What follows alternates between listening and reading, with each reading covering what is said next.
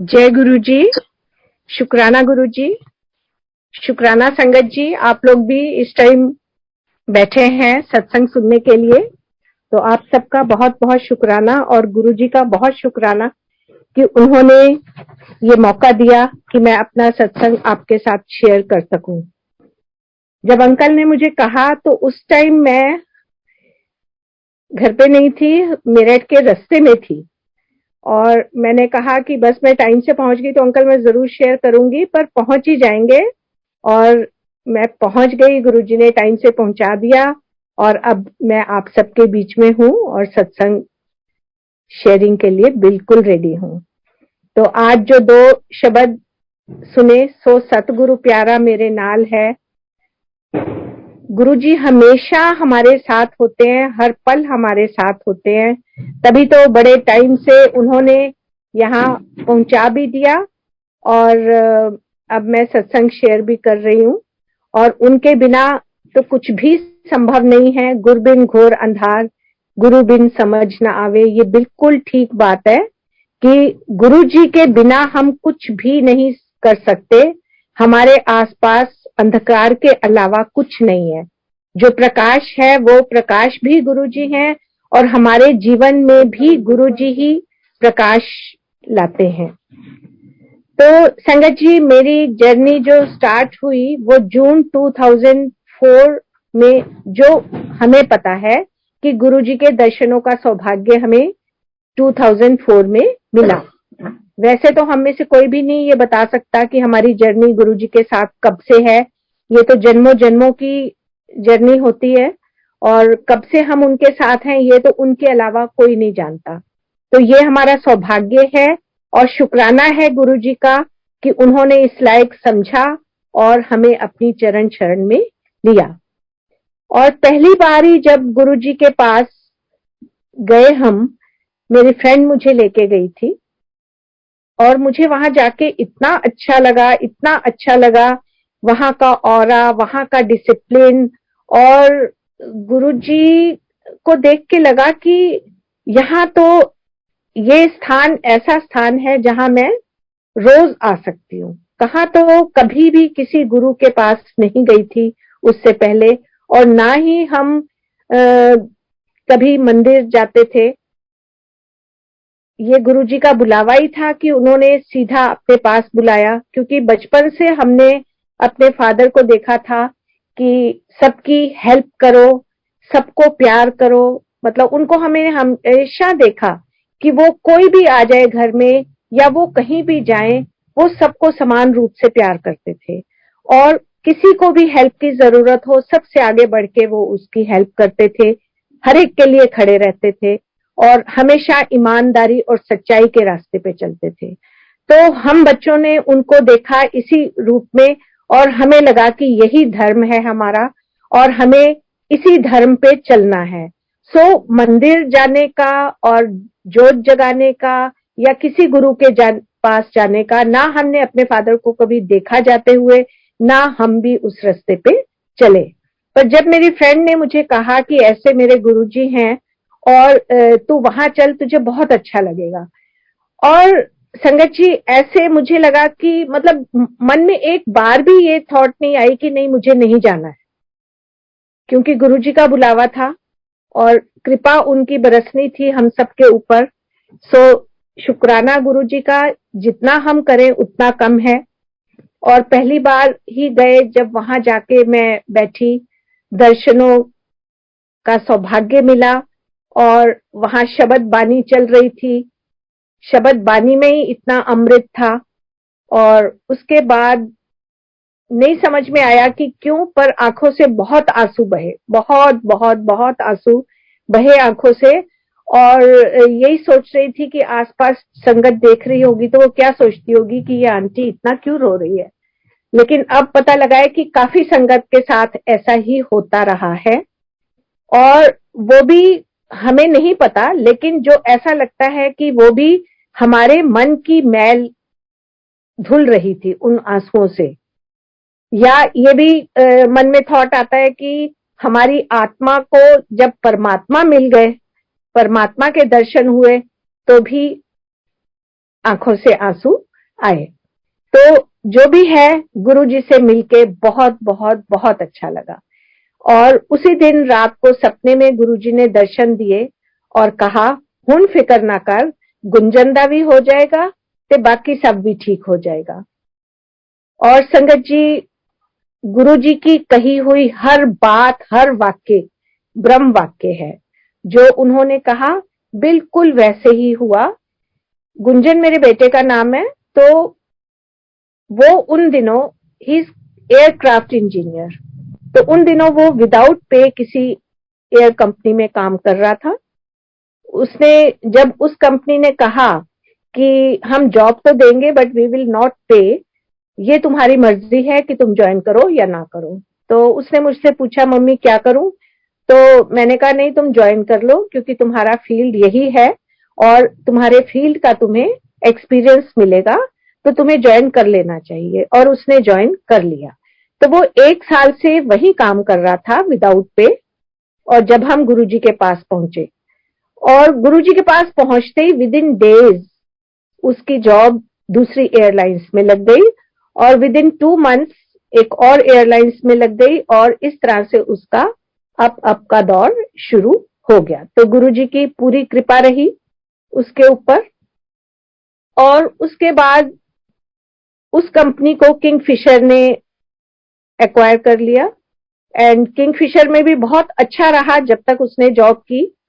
लेकिन फिर अचानक से जब किंगफिशर शट डाउन हो गई, तो 2 साल तक ये विदाउट जॉब रहा।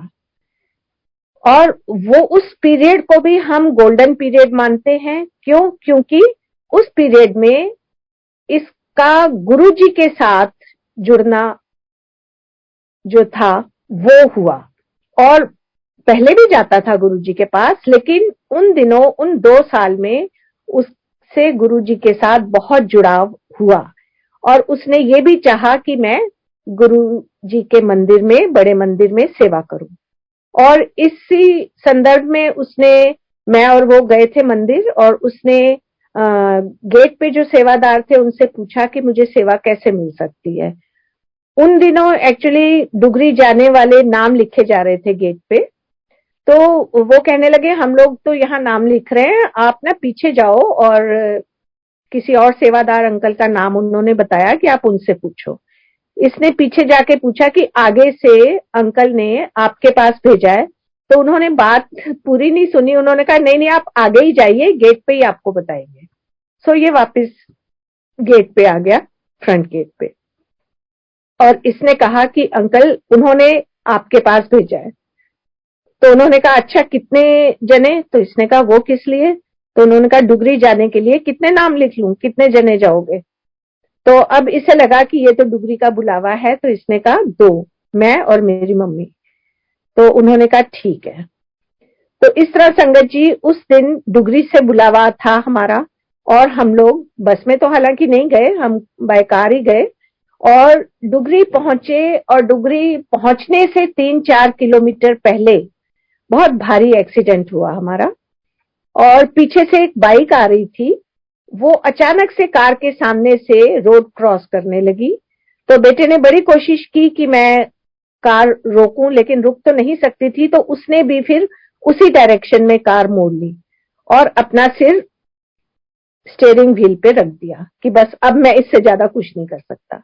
तो उसके साथ उसका फ्रेंड बैठा हुआ था, और उसने कहा कि गुंजन, जब तूने सिर अपना स्टीयरिंग व्हील पे रखा था, तो उस टाइम मुझे बिल्कुल ऐसा मतलब लगा था, बल्कि दिखा था कि किसी ने स्टीयरिंग व्हील संभाल लिया है।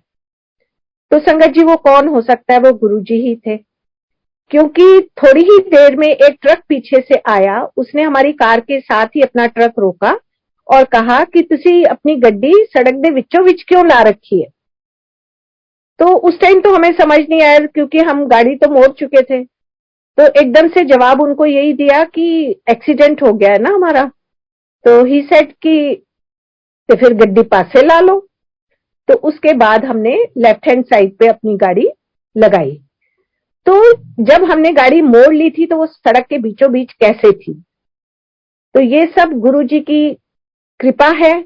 और इतना भारी एक्सीडेंट था कि वो जो बाइक थी उसका हमें दिख रहा था, वो मिरर भी टूटा हुआ, एक दो हैंडल भी टूटे हुए और गिरी हुई वो।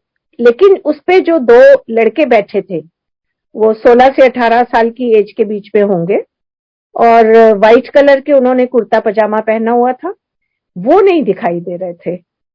तो हमने जब साइड में गाड़ी लगाई उसमें से हम बाहर उतरे तो हमने देखा गाड़ी की बहुत बुरी हालत है, पर हम उससे ज्यादा हम देखना चाह रहे थे कि वो दोनों बच्चे कहाँ हैं। तो देखा तो वो थोड़ी पीछे की तरफ को खड़े थे, 3-4 और गांव वाले उनके साथ खड़े थे और हम उनकी तरफ जाने लगे। तो उन्होंने हाथ के इशारे से कहा कि हम ठीक हैं, आप जाइए। पर हमें फिर भी विश्वास नहीं हो रहा था कि इतने भारी एक्सीडेंट में इन्हें कहीं तो चोट आई होगी। और संगत जी, हमने पास जाके देखा, उन्हें कहीं कोई चोट नहीं आई हुई थी। उनके कपड़े जो सफेद रंग के कुर्ते पजामा पहना हुआ था उन्होंने, बिल्कुल साफ सुथरे, कोई उसमें घसीट नहीं, कोई कुछ मिट्टी नहीं, मतलब कुछ भी ऐसा लग ही नहीं रहा था कि उनका कोई एक्सीडेंट हुआ है। वो बिल्कुल साफ सुथरे एकदम ठीक खड़े थे। तो हमने उनसे कहा कि आपको पता है आपको किसने बचाया? आपको हमारे गुरुजी ने बचाया, हमें भी और आपको भी। तो हम तो वहां जा ही रहे हैं, आप लोग भी आ जाइए, हमारी गाड़ी में जगह है, तो आप भी उनके दर्शन करके आप भी शुक्राना कीजिए। तो उन्होंने कहा नहीं तुसी चलो, असी आपे आ जावांगे। तो ठीक है, हम लोग फिर डुगरी चले गए। और डुगरी मंदिर जब पहुंचे तो वहां पे भी जब कार पार्किंग में सेवादार अंकल ने कार की हालत देखी तो उन्होंने पूछा कि हम किसी मैकेनिक को बुलाएं क्योंकि आपकी कार की हालत तो काफी खराब है, तो वापस दिल्ली कैसे पहुंचोगे? तो हमने कहा जब 3-4 किलोमीटर तक गुरुजी यहाँ ले आए हैं तो वापस भी वो ले जाएंगे। और वही हुआ कि हम दिल्ली उसी कार से वापस आए बिल्कुल ठीक ठाक। और उसके बाद जब उसे ठीक करने दिया तो हालत तो उसकी काफी खराब थी, 8-10 दिन लगे उसे ठीक होने में। उसका एक डोर चेंज हुआ, बाकी भी काफी रिपेयरिंग हुई आगे पीछे से। सो शुक्राना है गुरुजी का कि कार का तो जो हुआ सो हुआ, हम सब बिल्कुल ठीक, जितने भी हम उसमें बैठे थे कार में, हम में से किसी को भी कुछ नहीं हुआ और वो बाइक पे बैठे बच्चों को भी कुछ नहीं हुआ। तो ये सब किसकी कृपा है? ये सब गुरुजी की कृपा है। और संगत जी, उसके बाद जब हम दिल्ली वापस आ गए तो नेक्स्ट डे ही गुंजन का अपॉइंटमेंट लेटर एक और कंपनी से, एयर कंपनी से आ गया। और इस तरह गुरुजी ने वो जो बचे खुचे उसके कर्म थे वो उसमें काट के और उसको फिर से जॉब मिल गई। और कृपा है गुरुजी की, बहुत बहुत कृपा है। तब से गुरुजी की काफी कृपा है। और भी उसके अपने सत्संग हैं, वो फिर खुद शेयर करेगा कभी। और जो उन्होंने कहा था कि गुंजंदा भी हो जाएगा तो बाकी भी सब ठीक हो जाएगा, तो जब गुरुजी के पास जाने का सौभाग्य मिला था तो उस समय एक्चुअली मैं कैंसर पेशेंट रही हूँ और 95 में मेरा कैंसर का ऑपरेशन हुआ था, 3rd स्टेज कैंसर था। और वैसे उस समय भी चाहे हमें गुरुजी के दर्शन नहीं हुए थे, पर ये बिल्कुल 100% है कि उस समय भी गुरुजी ने ही मुझे बचाया। क्योंकि गुरुजी ने उस समय हमारे यहाँ एक हरिद्वार से, कोई साईं बाबा के मंदिर से, जो कि उससे पहले और बाद में कभी कोई नहीं आया, हमारे घर हरिद्वार से आए कि हम आपके नाम का वहां पे लंगर करेंगे, आप हमें कुछ दीजिए। और उनको हमने दिया। फिर उसके बाद शिरडी के साईं बाबा के मंदिर से आए कि आप हमें वस्तु रूप में कुछ सामान दीजिए और हम आपकी तरफ से वहां पे लंगर खिलाएंगे। और इसी तरह से एक प्रीस्ट आए जो चर्च के प्रीस्ट हैं, वाइट उन्होंने कपड़े पहने हुए थे, लंबी सी माला थी गले में क्रॉस वाली। और वो आए एंड ही सेड कि मुझे पता लगा है मिसेस शर्मा कि आपको कैंसर, ब्रेस्ट कैंसर हुआ है, तो मैं आपके लिए प्रे करने आया हूँ। और उन्होंने खड़े होके मेरे लिए प्रे किया और उसके बाद वो हमने बहुत कहा कि आप चाय पी के जाइए, आप जो भी कहेंगे, कॉफी कुछ खा के जाइए, बट ही सेड नहीं, मैं आपके लिए प्रे करने आया था, मैं अब जाऊंगा, और वो चले गए।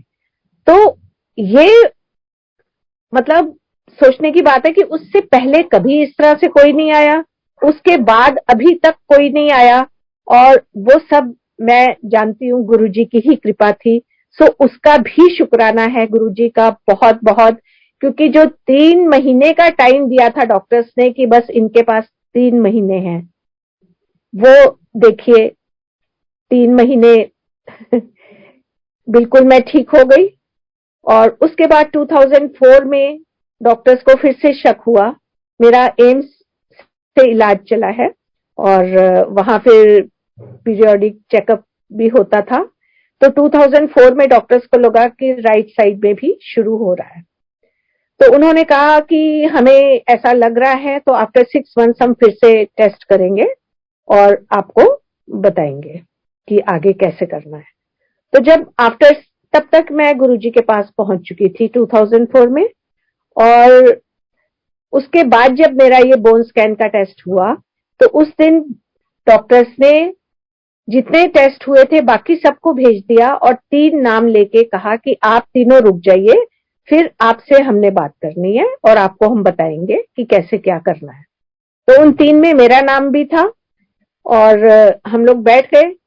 तो आफ्टर 10 मिनट्स डॉक्टर ने रूम से बाहर आके कहा, क्योंकि जब वो बोन स्कैन करते हैं तब वो उस टाइम तो कंप्यूटर में देखते ही हैं, उसके बाद वो अपने रूम में जाके फिर से सारा देखते हैं, और उसके बाद फिर वो अकॉर्डिंगली बात करते हैं। तो उन्होंने सबसे पहले मेरा नाम लिया और कहा, किरण शर्मा आप आइए। तो मैं जब गई तो उन्होंने कहा कि जब हम आपका बोन स्कैन कर रहे थे उस टाइम तो हमें क्लियर राइट साइड में दिखाई दे रहा था, लेकिन अब हम रूम में आने के बाद जब देख रहे हैं तो हमने कई बार देख लिया, लेकिन हमें कहीं भी कुछ भी नहीं दिखाई दे रहा। तो जब कुछ दिखाई नहीं दे रहा तो जाइए आप ऐश कीजिए। तो देखिए संगत जी, गुरु जी के वर्ड्स होते हैं जा ऐश कर, जो उन्होंने डॉक्टर के मुंह से कहलवाए। तो शुक्राना है गुरु जी का बहुत बहुत। वो दिन है और आज का दिन है, गुरु जी की कृपा है। और इसी तरह से मुझे स्लिप डिस्क की भी प्रॉब्लम थी, और काफी सालों तक रही है, काफी डॉक्टर्स को दिखाया, बहुत तकलीफ में मैं रहती थी, उठना बैठना चलना फिरना बहुत तकलीफ में रहती थी। और फिर कुछ सालों से ऐसा हुआ कि कमर झुक जाती थी मेरी कुछ दिन के लिए विंटर सीजन में। तो 2004 में भी जब विंटर सीजन आया, क्योंकि हम जून में गुरुजी के पास फर्स्ट टाइम गए थे, और उसके बाद जब विंटर सीजन आया तो मेरी कमर की फिर वही पोजीशन हो गई, कमर झुक गई और मैं झुक झुक के चलती थी। तो उसी तरह से, क्योंकि अब हर साल अगर ये कंडीशन होगी तो मैं स्कूल से कितनी छुट्टियां लूंगी, तो मैं स्कूल जाती रहती थी, हस्बैंड छोड़ आते थे और हस्बैंड ले आते थे। तो उसके बाद जब इस कंडीशन में थर्सडे आया, गुरुजी के पास जाने का दिन आया एम्पायर एस्टेट, तो मेरे बेटे ने कहा कि मम्मी आज तो आप नहीं जा पाओगी, क्योंकि आज तो आप काफी तकलीफ में हो, आपसे चला भी ठीक से नहीं जा रहा, तो वहां कैसे जाओगी। तो एकदम मुंह से निकला कि क्यों, अगर मैं स्कूल जा सकती हूँ तो मैं गुरुजी के पास क्यों नहीं जा सकती। तो उसने कहा ठीक है, तो चलिए, और हम लोग गुरुजी के पास गए। तो उस दिन जब हम गुरुजी के पास गए, तो जैसे ही एम्पायर एस्टेट के मेन गेट से अंदर एंटर किए, तो एकदम अंदर एंटर करते ही गुरुजी की बहुत खुशबू आने लगी, और रोज चंदन मिक्स खुशबू मुझे आती थी। वो जब गुरुजी अपने रूम से भी निकल के और अपने आसन पे बैठते थे, उस टाइम भी पूरा हॉल उस खुशबू से भर जाता था। संगत जी, वैसे मुझे अभी भी आ रही है वो खुशबू। शुक्राना गुरुजी, शुक्राना शुक्राना। थैंक यू गुरुजी। तो वो खुशबू मुझे आनी शुरू हुई, और वो इतनी खुशबू थी कि ऐसा लग रहा था कि बिल्कुल मेरे चारों तरफ वो खुशबू है, बल्कि जैसे मैं एक खुशबू के टब में नहा रही हूँ और वो नाक में जैसे जाती जा रही है जाती जा रही है, और इतनी चली गई है कि और नहीं ली जा रही। तो एकदम से थॉट आया मन में कि गुरुजी आप यहाँ तक लेने आए हैं हमें। और उसके बाद हम तब तक एम्पायर स्टेट के अंदर गेट के अंदर पहुंच गए थे। और जैसे ही हमने अंदर कदम रखा तो वो स्थान जहां से 2-3 सीढ़ियां नीचे उतर के वो हॉल आता है जहां गुरुजी बैठते हैं, दर्शन देते हैं और सारी संगत उनके सामने बैठती है।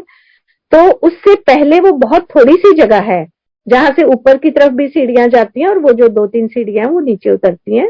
तो वो थोड़ी सी जगह है, वहीं गुरुजी बैठे हुए थे और उनके चरणों के आसपास रोज पेटल्स थे। तो जैसे ही मैंने उन्हें देखा एंटर करते ही, तो मैंने एकदम उनके चरण छुए और जैसे ही चरण छुए वो एकदम उठ के खड़े हुए और उसके बाद वो अपने रूम में चले गए। तो एकदम से लगा कि शायद मेरे से कोई गलती हो गई है कि गुरुजी एकदम उठ के चले गए हैं और बेटा भी नहीं चरण छू पाया उनके। तो खैर हम भी फिर वही 2-3 सीढ़ियां उतर के और जहां हमें सेवादार अंकल ने बिठाया हम वहां पर बैठ गए और चाय प्रसाद पिया। उसके बाद वैसे ही गुरुजी आके अपने आसन पे बैठे। फिर उसके बाद लंगर प्रसाद किया और रोज की तरह फिर हमने बाहर जाके हाथ धोए, जल प्रसाद ग्रहण किया और अंदर आके गुरुजी से आज्ञा ली और हम अपने घर वापस आ गए। और जब हम अपने घर पहुंचे और बेटी ने दरवाजा खोला तो उसने कहा, मम्मी गई तो आप झुकी हुई थी, आई तो सीधी हो। तो तब एहसास हुआ कि मेरी कमर सीधी हो गई है, जबकि गुरुजी ने तो उसी पल जब वो उठ के अपने रूम में गए थे उसी पल मुझे ठीक कर दिया था। और इतना शुक्राना है उनका कि मतलब तब से अब तक दोबारा मेरी कमर नहीं झुकी। तो गुरुजी बिना कहे, क्योंकि मैंने कभी उनसे नहीं कहा कि मुझे ये तकलीफ है या वो तकलीफ है, और उनको तो सब पता है। उनके आगे तो उन्होंने जब हमें एक बार देख लिया हमारी फाइल उनके आगे खुल गई और उन्हें पता है कि हम पास्ट में क्या करके आए हैं, अब क्या कर रहे हैं और आगे फ्यूचर में हम क्या करने वाले हैं।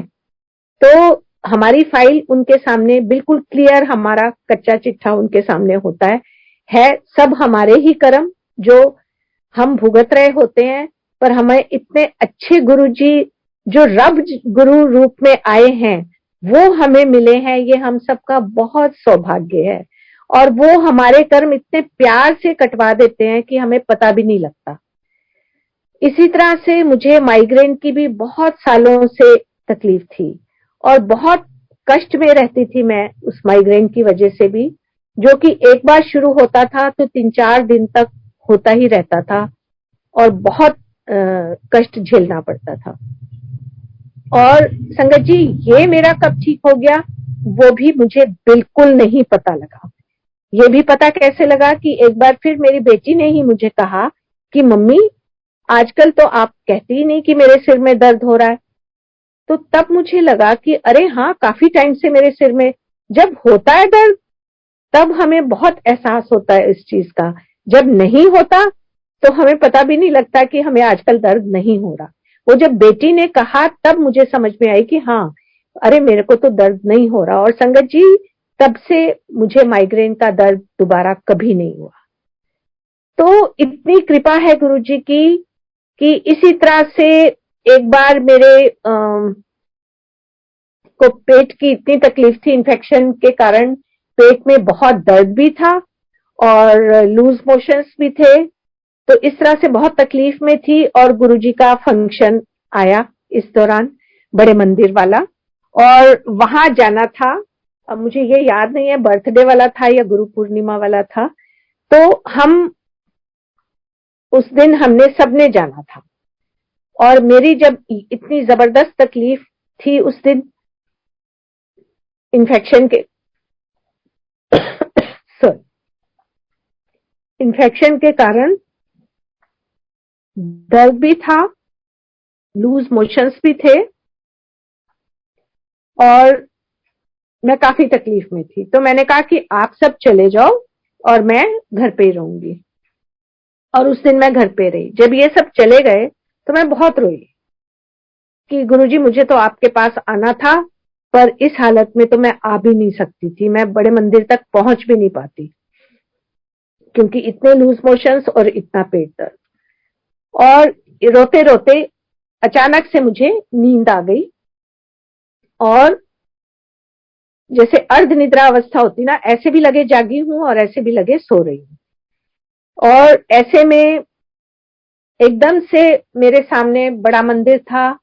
बड़े मंदिर में जैसे लंगर जहां सर्व किया जाता है, सबके हाथों में प्लेट्स थी, मैं लाइन में लगी हुई थी सपने में, और मेरे हाथ में भी प्लेट थी, और मेरी प्लेट में गुरुजी ने अपने हाथ से सारा लंगर परोसा और मैंने वो लंगर खाया।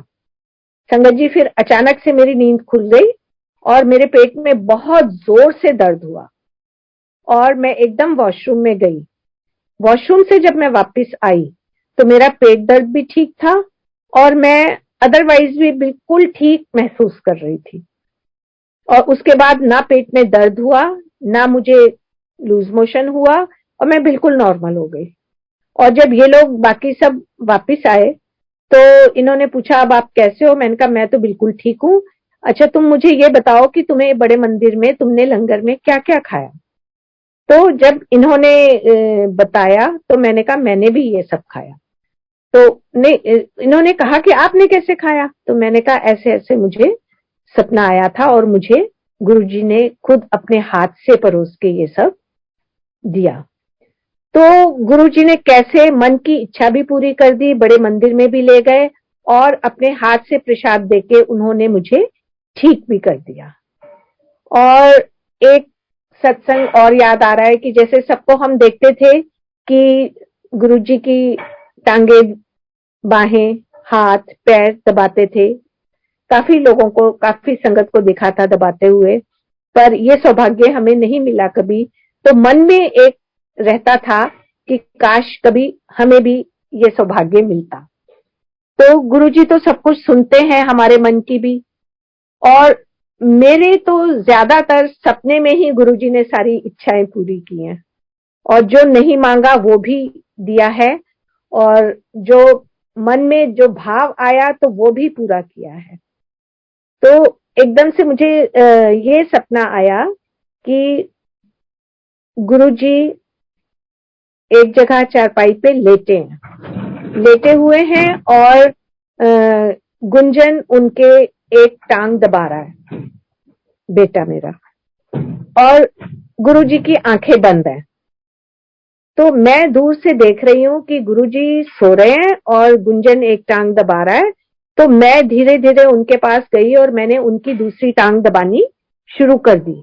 और जैसे ही मैंने उनकी टांग दबानी शुरू की तो एकदम गुरुजी ने कहा, ए होले होले कौन दबा रहे हैं? और संगत जी, मैं इतना डर गई कि वो सपने में पता नहीं वो कौन सी जगह थी, वो कुछ सीढ़ियां नीचे भी उतर रही थी, और मैं एकदम से वो सीढ़ियां दौड़ के उतर गई कि एकदम गुरुजी देखेंगे तो उन्हें मैं दिखूंगी कि ये होले होले तो मैं दबा रही थी। तो इस तरह गुरुजी ने चरण टांग दबाने वाली सेवा भी सपने में दिखा के मेरा पूरा किया जो मेरी इच्छा थी। और एक इच्छा और भी थी कि गुरुजी को कभी अपने हाथ से भोग लगाने की, तो वो भी गुरुजी ने दिखाया कि गुरुजी के उस टाइम तक मैंने बड़ा मंदिर नहीं देखा था जब गुरुजी ने ये सपने में दर्शन दिखाए।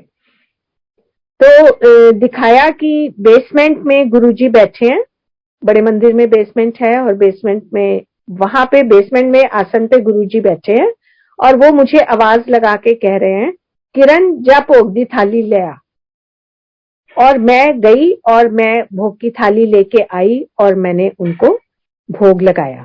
तो शुक्राना गुरुजी, आपने ये इच्छा भी मेरी पूरी की। और फिर एक बार गुरुजी ने सपने में मैंने देखा कि गुरुजी अपने विशाल रूप में खड़े हैं, और ऐसे नीचे की तरफ उन्होंने हाथ किया और नीचे से मुझे ऊपर की तरफ खींच रहे हैं, मेरा हाथ पकड़ के और ऊपर खींच रहे हैं। तो सुबह उठ के मैं यही सोच रही थी कि गुरुजी ने मुझे नीचे से ऊपर खींचा है, मतलब मैं कीचड़ में थी और कीचड़ से गुरुजी ने मुझे निकाला है। और ये भी सौभाग्य की बात है कि गुरुजी ने मेरा हाथ पकड़ा और ऊपर की तरफ खींचा। तो इस बात का भी गुरुजी बहुत बहुत बहुत बहुत शुक्राना। और इसी तरह से एक बार उन्होंने दर्शन दिए घर के ब्रह्म स्थान में, और वहां पे उनका आसन था, उस पे वो बैठे थे। और वो मेरे को कहते हैं कि एक्चुअली क्या था कि हमारे यहाँ उन दिनों एवरी मंथ गुरुजी का सत्संग होता था, और हर महीने हम गुरुजी के आसन के लिए कपड़े लाते थे। तो उन दिनों सब सूट के कपड़े लाते थे, तो हम भी सूट का कपड़ा लेके आते थे। तो एक बार मैंने, मतलब हर महीने मैं खरीदने जाती थी, लेकिन एक महीने मुझे 3 पसंद आ गए, तो मैंने 3 एक साथ खरीद लिए। और उसके बाद ये दर्शन हुए मुझे, और गुरुजी ने कहा तू की सोचनी है, जो तू लियानी है मैं ओ पावांगा, मैं अपने कपड़े आप पाके आना। और संगत जी, उस दिन से मैंने सूट का कपड़ा लाना बंद कर दिया, क्योंकि मुझे लगा कि नहीं, गुरुजी कह रहे हैं मैं अपने कपड़े आप पाके आना, तो कपड़े तो उनके लिए नहीं, हाँ उनके आसन पे बिछाने के लिए आसन का कपड़ा, साइड टेबल के और चरणों का, मतलब वो अलग से गुरुजी के लिए आसन के लिए कपड़े लाने हमने शुरू कर दिए। और बाकी अगर अभी भी कोई संगत सूट के कपड़े लाती है, तो उसमें मैं ये नहीं कहूंगी कि वो ना लाए, क्योंकि ये हर संगत का 1-to-1 कनेक्शन है। और ये गुरुजी की मेरे साथ उन्होंने मुझे कहा था, तो ये मेरे ऊपर ही अप्लाई करता है, सारी संगत पे नहीं। तो बाकी एक बार गुरुजी ने ये भी कहा कि कट बोलिया कर, तो नहीं समझ में आया कि गुरुजी ने ऐसा क्यों कहा। मैं सबसे घर में पूछ रही कि क्या मैं ज्यादा बोलती हूँ, तो सब कहते नहीं। तो समझ में नहीं आया, पर यह भी समझ आई बात कुछ सालों के बाद, क्योंकि वही गुरुजी का कहा हर वाक्य, हर शब्द ब्रह्म वाक्य है। तो वही हुआ कि कुछ साल के बाद मेरे को ऐसे लगे कि मेरे दांत में दर्द है, या मेरे कान में दर्द है, या सिर की एक साइड में दर्द है, गले में दर्द है, ये समझ में ही नहीं आ रहा था। तो मैंने सबको दिखा लिया, दांत भी ठीक थे, कान भी ठीक था, गला भी ठीक था, और सिर में भी उस साइड में ऐसी कोई प्रॉब्लम नहीं थी, क्योंकि माइग्रेन भी मेरा ठीक हो चुका था। तो कुछ समझ नहीं आ रहा था कि ये क्या हो क्या रहा है। तो फिर ईएनटी वाले डॉक्टर को दिखाया, तो उसने जब सारा चेक किया, तो उसने कहा कि आपको जॉ का आर्थराइटिस है, बहुत एक्यूट प्रॉब्लम है आपकी, बहुत जबरदस्त, और आप बहुत कम बोला करो, बल्कि जितना कम से कम बोलोगे उतना ठीक रहेगा। क्योंकि मैंने कहा पर मेरा तो प्रोफेशन ऐसा है बोलने वाला। तो कहते या अपना प्रोफेशन देख लो, और या अपनी ये बीमारी देख लो, ये ना हो कि कभी मुंह आपका खुला का खुला रह जाए, फिर आप हमारे पास आओ तो हम कुछ नहीं कर सकेंगे। तो संगत जी, ये बोल के कि कट बोलिया कर, बल्कि गुरुजी ने मुझे ब्लेस कर दिया। और देखिए अब 1-1 घंटा, 1.5-1.5 घंटा जो गुरुजी का हम सत्संग करते हैं, गुणगान करते हैं, कुछ तकलीफ नहीं होती। तो शुक्राना है गुरुजी का, बहुत बहुत शुक्राना है। गुण गावत तेरी उतरस मैल, ये आजकल वो सुखमनी साहब का पाठ होता है ना, तो उसमें क्लिक कर रही थी ये लाइन आजकल, रोज सुबह भी होता है सत्संग, तो उसमें ये रोज क्लिक कर रही थी मुझे लाइन। और वही है कि जितना हम गुरु जी का गुणगान करेंगे, ये हमारे सत्संग थोड़ी है, ये तो उन्हीं के सत्संग है, ये उन्हीं की कृपा है जो उन्होंने हमारे ऊपर बरसाई है। तो जितना हम उनका गुणगान करें उतना कम है, हम कर भी नहीं सकते, हमारी इतनी क्षमता ही नहीं है कि हम उनका गुणगान कर सकें। ये जो उन्होंने हमें बख्शे हैं सत्संग, वही हम सुना पाते हैं, वो भी पता नहीं पूरा ठीक से सुना पाते हैं कि नहीं।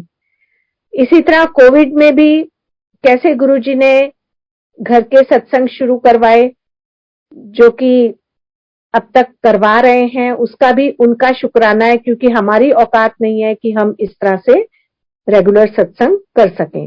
ये भी उनकी कृपा है, वही करवा रहे हैं। सो शुक्राना गुरुजी, उसका भी बहुत बहुत शुक्राना। और इसी तरह से जैसे गुरुजी जब चोला रूप में थे, तो जब भी किसी संगत के घर जाते थे अचानक से, तो अपने साथ जरूर संगत को लेके जाते थे। वो कभी भी अकेले नहीं गए किसी के घर। तो इसी तरह से अभी भी वो जब आते हैं तो संगत उनके साथ सचखंड से भी आती है। और मुझे तो गुरुजी ये दिखा भी चुके हैं कि एक बार जैसे हमारे यहाँ यही कोविड पीरियड की बात है, उसमें सत्संग हो रहा था, तो वहां सत्संग में बैठे बैठे ही आंखें बंद करके शब्द सुन रही थी मैं। तो उसमें एकदम से गुरुजी ने दिखाया कि गुरुजी बैठे हुए हैं अपने आसन के ऊपर, और दरवाजे से, उस रूम के दरवाजे से जिसमें सत्संग हो रहा था, मेरे फादर आ रहे हैं, जो कि अब उनके पास ही हैं। वो आए, और मेरे एक अंकल, वो भी गुरुजी की शरण में ही हैं। तो ये दोनों आए। उससे पहले 2-3 संगत और आई, जो कि एक मेरे साइड में बैठी, लेफ्ट हैंड साइड में एक आंटी आके बैठी, एक सामने आके बैठी, और एक दूसरी दीवार के साथ आके बैठी। एंड उसके बाद मेरे फादर आए, मेरे अंकल आए, और वो मेरे राइट साइड में बैठ गए।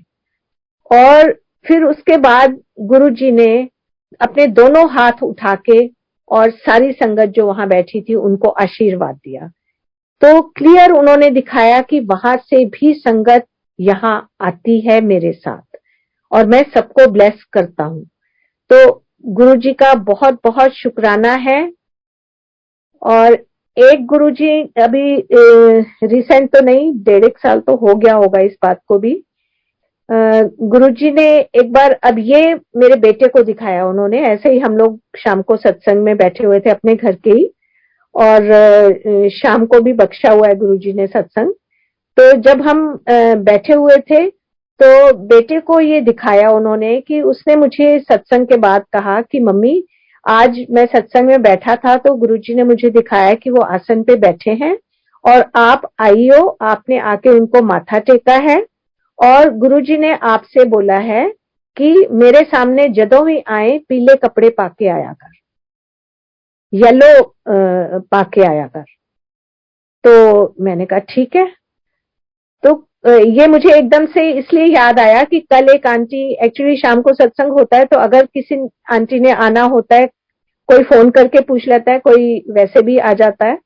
तो वो आंटी आई थी, एंड अभी सत्संग शुरू नहीं हुआ था, टाइम 5 मिनट थे। तो उन आंटी ने मेरे से पूछा कि आंटी, आपको येलो के शेड्स बहुत पसंद है? तो मुझे समझ आ गई कि आंटी इसलिए पूछ रही हैं कि वो मुझे येलो में देखती हैं हमेशा।